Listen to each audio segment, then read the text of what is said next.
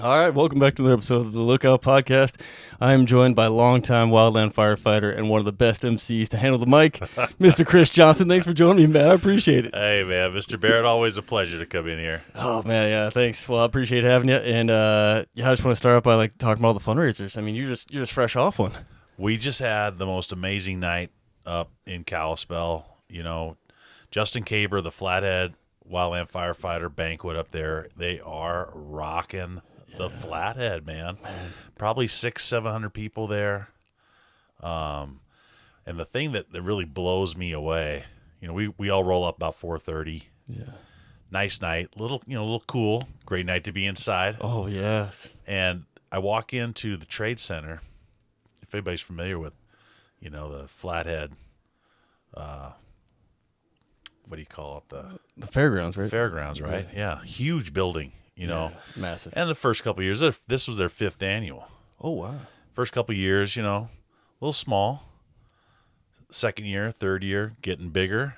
Last year, they oriented it so you're kind of lengthwise because maybe a third of the building was taken up by stuff. You could see they were kind of trying to make the space the right size for people, right? Yeah. Well, this year, man, 100 feet from one end of the building in probably a 500-foot building, they just crammed things over there to house 600 people minimum in there. Big tables in front for the premier donors. Oh, awesome. I mean, these guys. Full Coors banquet semi. Absolutely. And then dozer too, right? Big old dozer. Dozer, the one thing we didn't raffle off in that whole building. Was the dozer? Was the dozer. Yeah. The fire engine. I'm sure it would have went for a lot though if you guys I was asking it about it. What are you going to take for it? Yeah, exactly. Yeah, Let's let's make right a deal. Now. Yeah. It's a fundraiser. Exactly. Let's do something here. Yeah, don't put it in this building unless it's going to go out the door. Yeah, exactly. Especially at that place. Holy cow. So I don't know, man. I'll let Justin Caber and the guys announce how much they made. Yeah. But I'll say this. They may have just eclipsed in one night the combined total of all local fundraisers this year. Man. Crazy. The community really came out, you know, and you know, I wish I'd have kept for this interview. I wish I would have kept a program that had all of the donors that came in. Oh yeah. Because I'd want to read them off because they were very generous, and the companies, right? Yeah. The community, they've got the most support of a community that I think I've ever seen. Same. In a fundraiser. It's just amazing to see. You know, it really warms your heart when you walk in there as a firefighter and you see businesses lined up, homeowners associations, fire departments, you name it, just lined up to help. And it's incredible. The artists that they've got to come in and make donations. There's some incredible one of a kind stuff. Yeah. Put it on the calendar every year to go there just to see the artwork and the donations and the community support. It's second to none. It is second to none. I mean, I'm so glad that I got the invite to go last year and hang out with you guys, and it was, oh man, it was well worth it. I had a pretty fresh kiddo, so it was a little bit hard, tough to juggle, and then this year just had a lot going on. Couldn't quite make it up this year, but man, even right as the gates opened, the energy that came to that building was outstanding by the public. Because I mean, you've been a wildland firefighter a little longer than I have, and you get pretty good public support, but you're still running some bad apples that can kind of ruin your assignment a little bit, where you're like, oh man, we're just out here trying to help, you know? But nothing but positivity and from the public there. It's amazing. You know, fun fact, I don't know how long ago it was. It must have been 7 or 8 years ago. I get a call from Jacob Jurassic up on the Kootenai. Yeah. You know, and I meet Jacob and Jenny at one of the breweries in Kalispell, because years ago there was a fundraiser for the foundation, and it was done on the Kootenai, and it was called the Firefighter Challenge. Oh. So lots of, you could, district fire crews come in.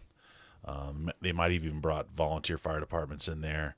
It was done while I was between my Kootenai gigs. I worked on the Kootenai National Forest twice. Yeah, beginning of your career, right? Yeah, and the middle. In the middle. It's been almost 40 years. So not since I worked there, but it's been about a 40-year career. Yeah, it's a good run, man. Anyway, they did this firefighter challenge, and I knew about it. And he called me up. He's like, hey, we're not doing the firefighter challenge in Libby anymore. We want to get something going in the Flathead Valley. So it was Jacob Juresic that had the idea, Jacob and Jenny, to come in and do, and they weren't sure if they wanted to do a banquet or if they wanted to do an event like the Putt and Pull, Yeah. where the firefighters are having fun for the day, and we just take care of them, right? Or do a banquet, and they chose a banquet. And I tell you what, it's great ham and eggs to have a firefighter-oriented day in Missoula that's coming up in 2 weeks. Well, on the 26th of April, So we'll have the 9th annual Putt and Pull. Yeah. And then they got their banquet up there. It's a great 1-2 punch. It is, man. For Western Montana, I'm telling you. Yeah, and both really fun. Like you said, you're getting two different nights out of it, and both great socials. And then you and a lot of us go up there to support them, and then they come down here. And that was one of the questions I had for you is, Justin Caber and his sharpshooters are kind of dominating the Putt and Pull. So I'm wondering, like, is there someone who's going to be able to dethrone those guys? I mean, they're just killing it. Well, every year we try to put a team together. I will say right now, the way it stands, there's been 9 Putt and Pulls. 1 was during COVID. Oh, yeah. So we didn't have any event 1 year. So we've won 4, my team. Caber's team's won 4. This is a rubber match this year. Oh, yeah. It's a rubber match. And my team, we had a great guy. We had a wonderful guy. His name was Mikey Newman. And Mikey died last year of COVID. Oh, man, sorry to hear that. He's such a great guy. Mikey Newman was the man when he was in the Navy in 1969. He was stationed in Guam, and he heard the radio crackle one night, and he heard, "That's one small step for man, one giant leap for mankind." Whoa. And he recorded it and sent that on to Houston. Whoa. And that's the official recording. He was the naval midshipman who heard that transmission. A lot of them knew it was coming, but they didn't know when. Yeah. And he got it. Wow. And we were just sitting on a tee box one night, and I was talking about like how old I was, because I was born the day before they landed on the moon for the first time, July 20th, 1969. I was born on the 19th. Yeah. And my mom knew. Everybody knew they were in the air heading. And I came out about 11:30 p.m. So I wasn't born the day they landed on the moon. Dang. But on that night, Mikey Newman, who was just a young, naval midshipman, or I don't know that's probably the Naval Academy, right? I don't know what his rank was, but he picked that up. Man. He picked up that transmission. So Mikey was with us. Mikey also helps a real good friend of mine in Fish, Montana, Les Williams, who's a welder here in town and a longtime donor to our event. Awesome. Has a Fish, Montana foundation that he has. His dad was a Navy SEAL. Dang. Les's dad is. Yeah. And so Les takes veterans down the Bitterroot multiple times a summer. No cost to them. All they have to do is listen to Les and throw this right there, throw this one over there. They get fed by the Montana Club.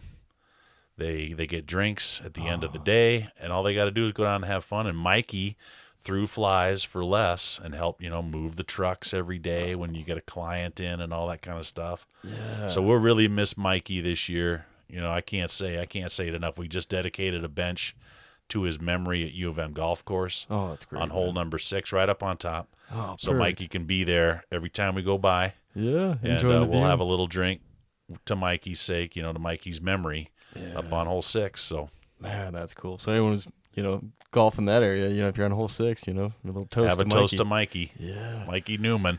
Oh man, we called him the WP. The WP. And that's Whiskey Papa. That was his nickname. So it's on the bench. Oh, perfect. Know what WP was? It's Whiskey Papa for old Mikey. Oh, that's good to know, because otherwise I'd never know. I'd be like, oh, WP. Get it here first. That's a scoop right here on the and the Lookout Podcast. On the Lookout Podcast. Yeah, thanks for tuning in, folks. and he capturing that footage is crazy. That audio piece, because that's every time you hear one small step, that's the footage he got, right? Yeah, if maybe that doesn't get recorded. Yeah. Right? Maybe maybe no one ever hears that if it's not for Mike Newman. I mean, how do you know? That's I don't what I'm know. thinking. Yeah, maybe not. That's what I'm saying. Like, what a powerful guy in so many ways. We did when Giuliana Torcecci, the pilot, the pilot who died last year up in Helena on the Horse Gulch fire. Giuliana was flying a fire boss, and shout out to Dauntless Air, who really took care of their own. That's good. Dauntless Air supported the Wildland Firefighter Foundation before Giuliana's death. Every Dauntless aircraft has the Wildland Firefighter insignia on the tanks. Oh, that's cool. And have for some time, right? Man, So that's great. when Giuliana crashed at Horse Gulch, Matt Counts was the air attack. I don't know if you know that. No, I Matt didn't Counts know. up on the Flathead, Yeah. yeah. And so anyway, that when Giuliana died, her sister and her son were invited to come up by Dauntless, and I'm not sure if the foundation helped because I think Dauntless really stepped up. Dauntless, the company that IDL had contracted with, Idaho Department of Lands had contracted with, and got them on board. They bring her sister and her son up. They're Portuguese speakers. Oh, And we wanted to honor them with a cordon of honor. They were going to go out to the crash site in a boat, and while they were there, we were going to time it, and I was going to do a final call on the radio. yeah. And so we thought I had this final call ready, very brief, and then it occurred to me that they don't speak English.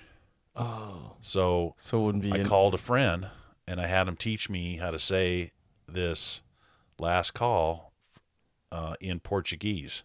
That's awesome. And so flash forward then, this was last summer. 2 nights ago, up at the banquet, I run into the owner of Dauntless, and he's going to kill me because I can't think of his name right now. I just met him. Sorry. But he said he was just shocked to meet me. He said, I recognize your voice. Where would I recognize your voice? I'm like, I don't know. And then the guy that was working, one of his employees, was like, he's the guy that did the last call. And he said it really touched his heart. Oh, yeah. And that the family appreciated, because I never got to talk to the family when they were there.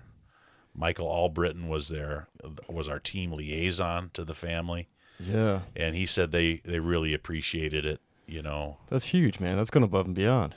And That's what we do. That's what I was going to say. That's what we do in this family, right? In this firefighting family. It's what we do. Yeah, and I've been trying to capture this a little bit, CJ, in our podcast, but I've been kind of more business. And the first one, I was pretty rough at this. So I was more thinking, like, am I recording? Is CJ happy? Is that happy? Trying to keep everything coordinated. And so, it's been harder for me to kind of get this thread going about all that you do. And that's why I love having you on and why you've been a mentor of mine forever. I mean, the BBs, and just like you did for them too, the family you just mentioned. And it's amazing. And it, like you said, it's family. Because I interviewed that fella at the at the banquet last year, and he was talking about that didn't exist originally. So it's folks like you that keep it going and then even make it stronger, of a family. And so I appreciate the hell out of you. So I've been wanting to say it for a while. Yeah, I appreciate that. I mean, it is. I grew up. I think I mentioned this the last time I was on. My dad was in the Forest Service for over 40 years, and I grew up green. So I got a funny story, but all the weekends we would be burning, or we'd be doing some trail work with the whole group. The entire district would show up. When it was Saturday and there was a fire, everybody from the district was out there that could carry a torch or a Pulaski or a chainsaw, and that's what they did. They eventually came to be known, that we would recognize the term of militia these days, right? These guys just went out, men, women. I went out when I was younger, when the district was doing a 4 or 5 day weekend of burning. Dad would cook for them, and I'd run eggs or whatever and feed everybody, and it was a family, know. And it was funny. Last year was it last year? Maybe 2 years ago. Time goes by. Flies. I was on a fire on the Klamath complex, so I guess it was 2 years ago, and a tough one. Tough. it's up in Happy Camp, you know. Yeah, I it's was gonna say tough Klamath ground, Country. Yeah, tough ground. Some of the But toughest, they'd say. But the best day is day 14, right? You get done, you brief your incoming, operations, you brief your incoming safety, and you're done. Yeah. You're out of the planning cycle now, and all I have to do is get home. And it's the best time in the world, right? Because you don't have any more responsibility of that incident. You've been beaten down for 2 weeks. Yeah. Not anymore. No. Now I'm going to go get a nice burrito somewhere. I'm going to sit and watch the sunset because I got nothing to do but drive home and see my beautiful wife, right? Yeah. So I say to myself, I'm like, hey, I'm close to where I grew up. My dad worked in a place called McLeod, California, and there's a little ranger district down there. And I thought, well, I'm gonna go a little outside of A to B and go check it out. Right? Yeah. Swing through. Yeah. So I go in there and I try to find this place, and I obviously knew the town, but I was just a baby, Yeah, yeah. So I find the district office, and I knew we used to walk down there hand in hand with Mom. Yeah. And so I walk down the only road that connected to it, walk back about 3 blocks, and boom, I see it. I see this, this little A-frame house with a little deck on the top. Not much of a deck, enough that we would get up on there. Me and my 2 brothers would get up there and we'd jump off about maybe 15 feet into the snow. Oh, gotcha. And anyway, so I see it right away, and I call the old man. I'm like, hey, I think I'm here, and I send him a picture. He's like, that's it. And I was probably 4 or 5. Dude. So I see somebody walking around in there.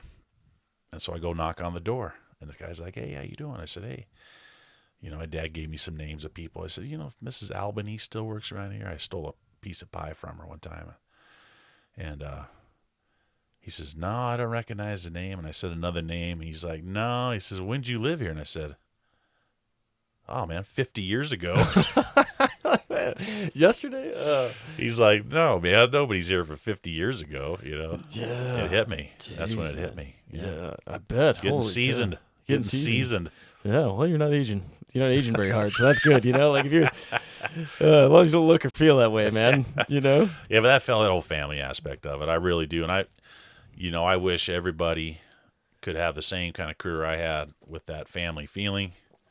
Yeah. And sometimes it's available to you, sometimes it's not. Sometimes in those remote locations, you get that family feeling. Maybe in a place like Missoula, when everybody's got so much to do, you kind of go your own way. And we grew up in those little small towns and kind of had to hang out with each other, and support each other. Yeah, that's all you had. It's just the way I grew up, So I want everybody that I come in contact with working for our agencies to feel the same thing. And so that's what I do. That's what we do. That's what the emphasis on my career, the high points of my career are not the fires I've been on. It's the people I've been able to help and have helped me right back. Yeah. Those are the things you remember. So. Totally, yeah, it's the people, and everyone says that too. Like me having the smoke jumper background, it's to me at least, it's the pinnacle of wildland firefighting because of the training and all the things you get to do and the specialized work.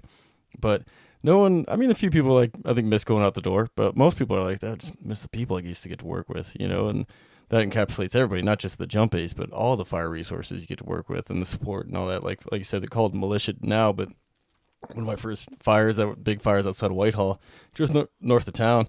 One of my friends, I'm blanking on his name, Anton, came up the hill, and it was pretty damn steep. So I'm looking at the top of his hard hat, and then he finally gets up to me, and he's cruising. I'm like, geez, who's this? I knew he was on the fire crew. All the fire folks were out there, and he comes up, and he's a little out of breath, but he's just like, Barrett, how we doing? I was like, Anton, what are you up to, man? He's a timber guy, but fire. The call went out that we had a big fire and all hands on deck, and everybody showed up, and like you said, it was awesome, man. It was fun. Yeah, that first shift was amazing, and then the afterward, it's a little bit of that we did all we could today. We'll get back after tomorrow, kind of like the end of year 14, but just like, hey, thanks for showing up, guys. And appreciating those militia folks, and we built a little better bond, I think, with those folks, and then ended up being, I think, a type 3 for a minute, and it's type 4 and then type 3, and a lot of those folks came into the type 3 organization and helped out that way, like a gal from Weeds, Leah Compton, and then Antone came and helped out, and so it was super cool. It was all the folks off the district and the forest, and kind of made that bond tighter. Yeah, and it's a special thing, and I got 2 little kiddos of my own, so part of me is like, I don't know if I want them to be in fire, but then part of me is like, oh man, all the cool memories in the family that I built, over the I got almost 20 years in right now, starting in 2008. So, yeah, it's great. I'm really glad I did it. I think the lesson for anywhere you go and you work, the more your work is family, and that you love to do what you do, and you're surrounded by the people who feel the same way at any job. Yeah. You spend a lot of your time at work. Yeah. And so with a little bit of effort and just a little bit of, compassion, empathy, you'll find a family soon enough, right? The more you give of yourself. Yeah. There's a corollary in the old L280 curriculum, the power paradox. The more you give, the more you get, right? Yeah. So the more you give in your work life, the more people just are attracted to you. You're going to help them. They help you. And all of a sudden, you got an extended family, right? And all of a sudden you're having a little barbecue. You're doing a little thing. You're helping out somebody that's sick, watching the dog, anything, right? So those kinds of things. It's the same reason I referee basketball. We spend a lot of our time on the court. There's about 120 of us in a pool here in Missoula. We get hollered at. We get a shared empathy. We get a shared sacrifice from that. Oh, yeah. And it's a real bonding thing. We get young guys and gals that come in to referee. Yeah. Maybe they don't stick around long enough to feel that camaraderie that builds when you're taking the slings and arrows of the public and coaches. Yeah. It really forms a bond between you all. Yeah. And it's something that you remember. Those kinds of things, at least me, those are the kind of things that I really remember going into the twilight of my working career. Yeah. Those are the things that really matter, and I try to focus on these days. I bet, man. I bet it polishes you a little bit too, like interaction wise. Like you are taking all this heat while you're reffing. Not like fighting fire. Some pressure, and probably more in reffing because you got a whole gymnasium looking at you, and maybe blaming you for something that you just call the call. And then be able to take it and keep cruising, or even be able to give like a little bit of a, some kind of a witty comment back, to kind of keep it light. Yeah. And that's what I always liked about rugby is like the refs would let you, like, what you did, and they would like be really funny about it, and you're like, yeah, you're right, so you'd be mad at them for a second, and they'd be like, yeah, you're right, yeah, that was me. But yeah, and then this year for the Fire and Ice, this was the first year you emceed both games, right? Yeah. I mean, I've emceed. I kind of lose track. My wife's in trouble because my memory is so good. Yeah. But I've emceed and called those games. Sometimes I call the JV game a little better because I don't know what's going on. I don't know what they call a penalty. I'm like, what happened? Yeah. Look at Rogue. I'll yell at him because he can't hear me. Yeah. What'd he do? Who scored? Somebody scored? Yeah. What just happened? So I try to have somebody spotting for me. My good friend Cameron Meyer spotted for me this year. And so he's just like, hey, it's icing. I'm like, icing's a call. Dude, well, you do such a good job at like some of my relatives were in town this year. My brother-in-law and my mother-in-law were there, and my kiddos, my wife, of course, and they were just loving it because the JV game can be a little bit more dry. It's a little bit. Yeah, it's kind of like watching. I would say compare it to like little kid soccer, like a little bit of bunching, and then the puck shoots out, then everyone chases, and I'm guilty of it as anybody because I'm the one out there on the ice, But so that's where it's I think also good is because people are kind of getting situated and getting to see people again they haven't seen. It's reunion. It's a connection. Yeah, it's a connection. So it's a connection. People aren't watching the game as much, so it's a good warm up for the varsity because the varsity to me is pretty good hockey. I'd tell you it's come a long way. Yeah. I mean, I don't know how many annual events I've been to because they were doing it before I got involved. Oh yeah. But I tell you that varsity game, ooh-wee. Man, that puck's moving. Those guys is moving. And I tell you, tempers flare. Oh yeah. Tempers flare. It's a little more heated. Yeah. For me, I'm like, yeah, that was my bad. You just like, oh man. Well, when you're so gassed, I could only imagine being on the ice. I don't do well. I'm all torso. Yeah. I don't do well on skates, and I've never been on ice skates, but I know it's grueling. Oh man, yeah, it'll wear you out in a weird way. And you're all torso though. You got that reach though. You might be pretty good. I got reach. I could probably just sit there and goal. Yeah, see. But I'm better with the microphone. I'll just stay right there. Yeah, well, you're one of the best. That's why I said starting out here, man. Like my in-laws are from the Midwest, and they've been to like Chicago Bulls games and Blackhawks games and stuff. And man, they had high praise for you after the game. And I was like, yeah, CJ's the man. He's the best. Well, and then you were wearing that cool jersey, which I did not know Yeah. that the Wildlanders were white there for a minute. You know, if I had any ounce of energy in me, I've got 20 of those because I have the original Missoula County Fire Protection Association jerseys. We convinced the MCFPA, which is just all the fire departments and all the federal and state agencies that have wildland fire responsibility in Missoula County. You know, I used to be their secretary treasurer. Oh. And so I said, hey, we got this Fire on Ice. We got this new format going on. Missoula City and Missoula Rural try to just beating up on each other. And so there's some wildlanders that want to get involved. They don't have the scratch to get their own sweaters, and we don't want them going out there looking like a bunch of single people, right? Yeah. And so we convinced them to drop a couple of $1,000s to be the sponsor. And I can't remember who was putting it together at that time, but I called them up and I said, hey, I got you guys some sweaters. I said, I got you jerseys. They said, they're not jerseys, they're sweaters. I'm like, Oh. well, I got them. We got them 0 through 19, you know, for the fallen, 19. Yeah, Granite Mountain. Granite Mountain. And they just bought jerseys of their own. Oh, really? Damn. So I've been sitting on them for years in this box. Oh, and really? so I wore one. And what I'm going to do next year is I'm gonna have somebody up at the silent auction sell them. We'll put your name on them. Oh, that'd be They'll cool. have the logos that need to be on there, the Fire on Ice team logos on them, so that when you come up, you can buy one, and we can get a return on our investment on these sweaters because they're just sitting in my office right now, and the new boss wants them out. Yeah.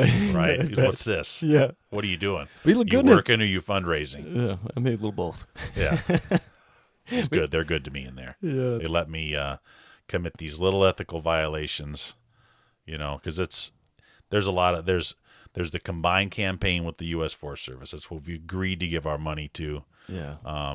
And people are very patient with me and very, very supportive inside these buildings here at Fort Missoula to allow me to kind of stretch my legs a little bit sometimes and make announcements during meetings, you know, That's the awesome. teams meetings. Yeah. Because I know there's a lot of people raising money for a lot of different things, right? And Yeah. I know that when someone hears that out of me in a meeting sometime, they're like, well, hey, what's so good about you? You know, what's so good about what you do? And but they've been very good to me to allow me to do those kinds of things Yeah. when I'm in my official capacity here at work. It's just, again, it's an extension of the Forest Service family that allows me to do that. Yeah, absolutely. And then it helps in so many layers, you know, like not only you're helping out somebody else in need, you know, which is a Forest Service employee or their family, or you're like, hey, come on to a awesome social event. Like, the putt and pull is a great one because it's in the spring, or Fire and Ice, or the Kalispell banquet, but more locally the Fire and Ice and the putt and pull. And the Fire and Ice specifically because usually it's February, so it's in the dark days of winter. So it's like, come out and hang out and get some social That's environment. what I always say. Come on out and connect with us. Yeah. You know, if you don't have the money to buy a ticket, you can beat it. It doesn't cost you a thing to walk in. No. And just connect with people you haven't seen in a long time. Missoula's got a lot of researchers, pilots, you know, dispatchers, you name it, forest health protection, trails. So many people more than fire. Yeah. And this is just a chance to connect, you know. Yeah. There's a huge community here, and that's, you know, when I say that, you know, the Flathead banquet's killing it, and they are. Our focus here is to make sure that first and foremost that we have a gathering place for every single firefighter, militia, you name it, their family members, Yes. that they can all come and participate and have fun.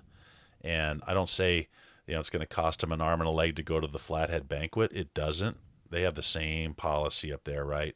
But we want to make sure that the putt and pull stays within reach of every single firefighter and their family and the whole support group every time. You know, that's what we want. We want a day of connection. We're going to raise some money, Yes. you know, but we're going to make a connection. Yeah, I'm glad you said that too. Like, you don't have to be fire or even have any kind of connection to fire. You could just be a person who wants to come support fire or just come to a social event and support public lands. Absolutely. And that's why it's such a, like the thing you said on my podcast before about one of the best things this country did about public lands. It's true. Yeah. Short of throwing out the British, there's public lands out there, and we steward them.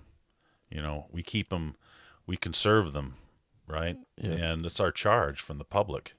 It's a big deal. And I tell you what, when you walk into something like the Flathead Banquet and you see community members, businesses, HOAs, just like I said, when you see those people opening up their hearts and their hard-earned money in their wallets to support you, it means a heck of a lot to everybody that's in there around that, in that building, that's trying to raise money when a lot of people are hurting, right? So, and they come in there, I give them their due respect because they're giving it right to me. They're supporting us, and I just can't thank them enough. Yeah, we appreciate the hell out of them, and maybe I'll try to get that list from Caber when he comes to the putt and pull. You can interview Caber, I tell you, and tell him. Tell him that I said so, that he can make mention of that stuff and support them, because, companies can choose to support the causes they choose to support. Anybody can, right? Yeah. And you support people that you believe in and that thank you, too. Yeah. It's a big deal. It's a big deal. Like you said, the cold hard cash. I mean, like one of the first folks I ran into at the banquet last year was, right at the front was where the UTV was in the raffle, and one of the hot shots from a Flathead, a great guy, was going to give the spiel. And the guy's like, nah, I don't need to hear it. He's like, I don't care if I win or not. He's like, this is for a great cause. I was like, whoa. Like, that was the first guy that, like, came in the door pretty much. I was like, this is going to be a great night. Yeah. This guy's awesome. I was like, I appreciate you, man. Thank you. These guys put deposits in our bank. Yeah. The Wildland Firefighter Foundation, that's our bank. And they loan out at 0% interest. Yeah. And so we're just feeding the bank. We need the bank. Because when a guy needs it, he's got to have it, and when he needs it, it's there. Yeah, I'm a recipient. I got that tumor on my kidney a few years back, and I don't know if I would have. I don't know. Actually, I know, like, without the support of, like, the Wildland Firefighter Foundation and folks all around, like, might not have got the treatment. I would have not gotten the treatment at Mayo Clinic that I needed, because they weren't taking the insurance I had at the time, so. There was a lot out of pocket that I could not afford. And I hurt my foot last year for the first time. I had an injury because I don't do a lot of swinging tools, Mr. Barrett. Well, you gotta fight your battles. You gotta choose your battles, But I hurt my foot last October 15th, and because I was a patient with Department of Labor, it took me about 3 months to finally see a podiatrist. It took me several more months to finally get some orthotics in my feet that I need. Jeez, man. And I have just said, you know what? I'm not waiting. I'm just going to go take my Blue Cross Blue Shield over here to community. Yeah. But I wanted to get a little sense of the empathy for all my sisters and bros who have been through that. Yeah. And I held the line, and I stayed. I want to know what it was. I want to know how long it takes. I want to know what the barriers are. And I was a pretty simple case, So it's an eye-opener if you've never been through that process. It's very frustrating to feel like what you do is important and that you don't get a sense of value from your own Big C community, right, when you get in line. And not just get in line, you're in a much longer line. And I don't want to throw anybody at Department of Labor under the bus and all the people that helped me through the process. Yeah. But it is quite a process, as you well know. Yeah. And you got to really stick with it. You got to have the support of your family or the foundation or your friends. And if you don't, the stress that you have doesn't let you heal. No, it doesn't. Yeah, because it doesn't let you heal. It's always nagging at you, right? It's always nagging at you. And it's tough. It is tough. So it takes us all to help that situation along.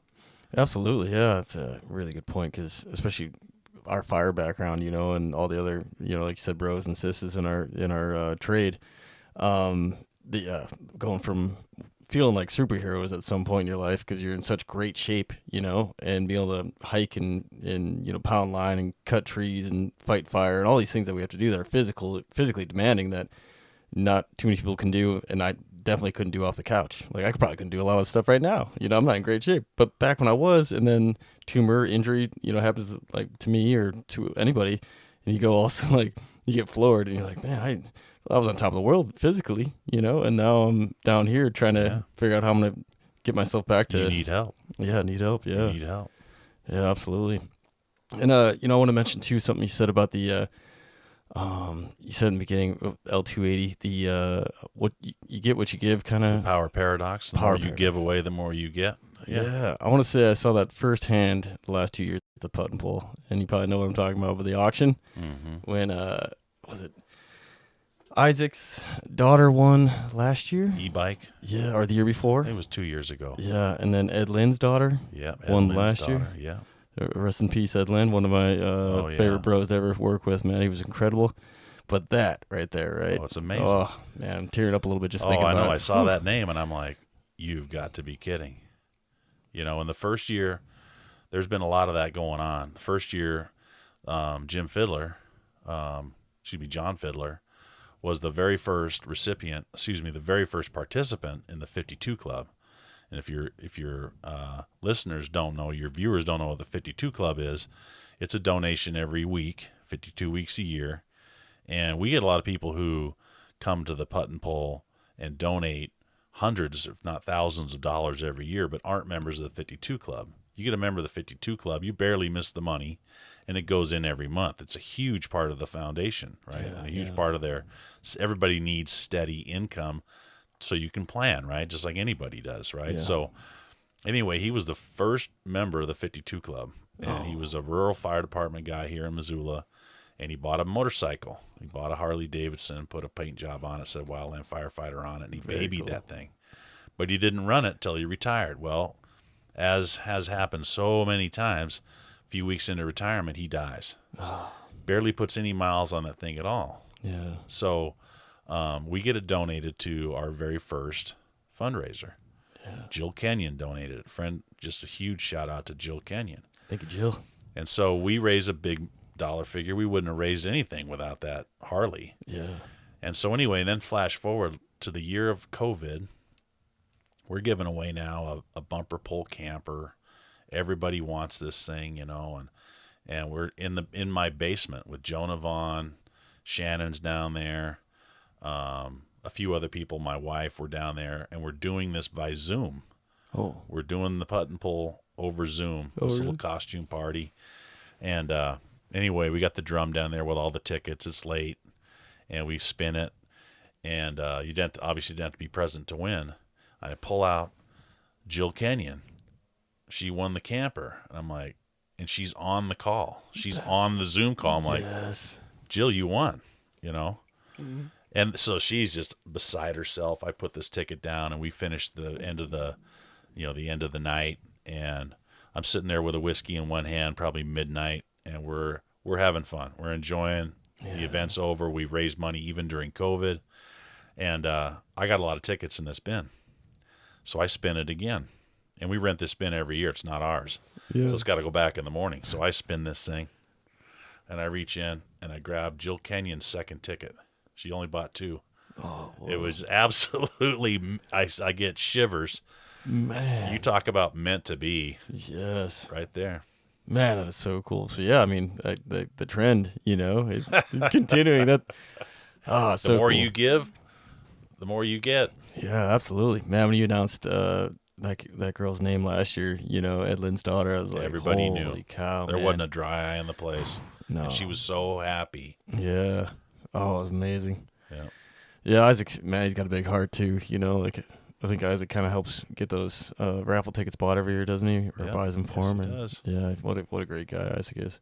Yeah. We got dozens of people out for months selling tickets. They don't have to do it. No. You know, and it's an imposition.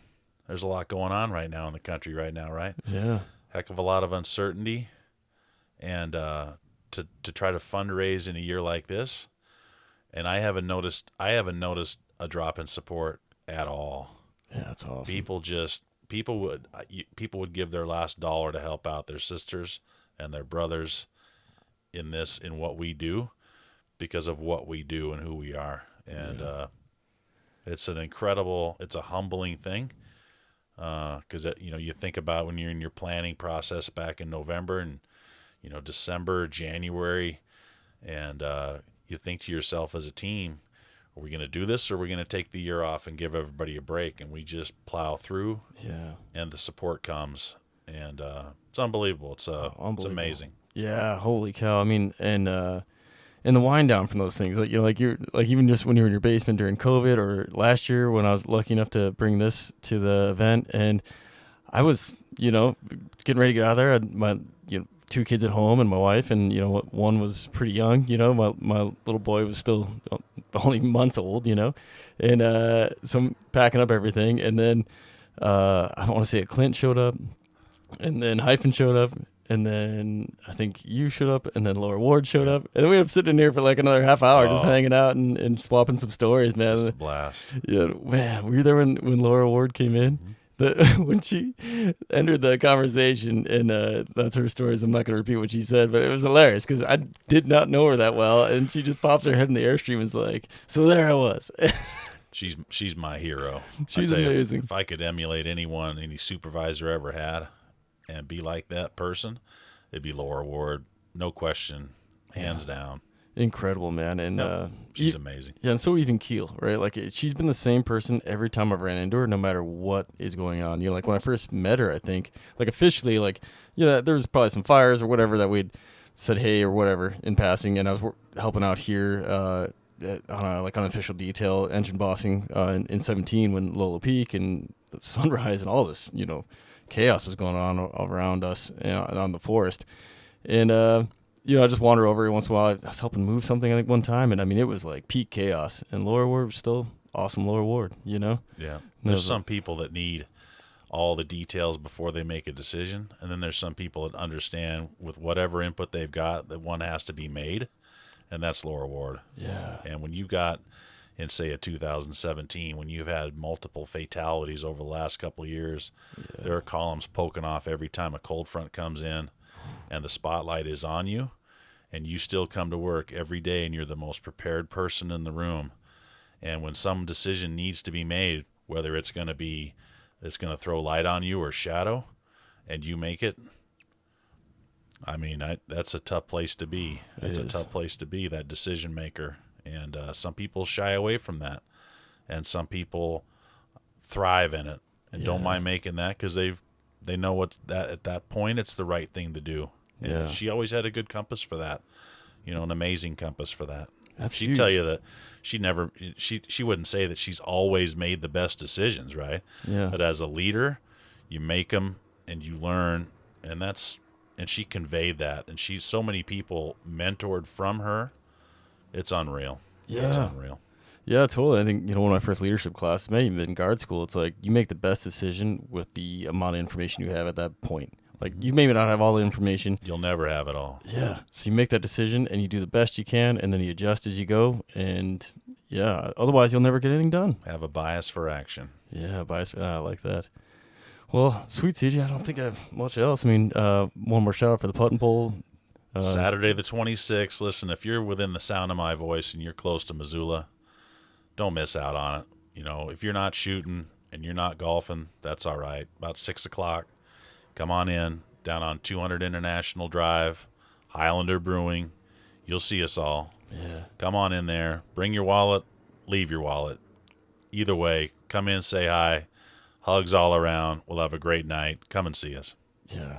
Please stop by. I can't recommend enough. Like you said, CJ. Like if you're not shooting trap or you're not, shooting golf, come to the social. The social alone is worth it. But man, the first thing in the morning out shooting some trap is pretty awesome way to start the day, and a great group of folks you there too. And the trash talk starts early, which I really appreciate. Yeah, it does. I hope to see you there. Yeah, I'll be Let's there. get some fun interviews at the end of that night. It's always a fun night to do that, to unwind. Yeah, it's awesome. And you help so much by broadcasting us and getting us out there.